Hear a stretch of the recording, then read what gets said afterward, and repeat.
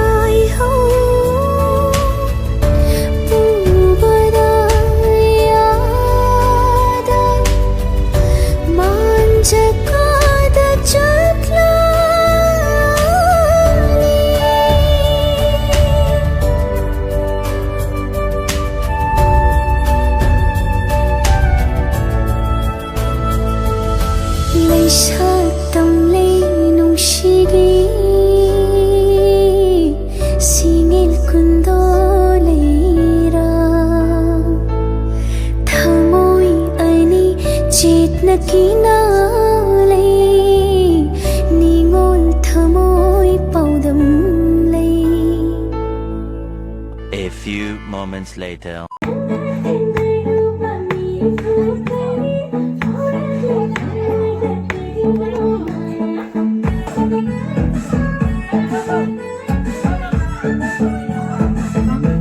Sino kuy kayo, no?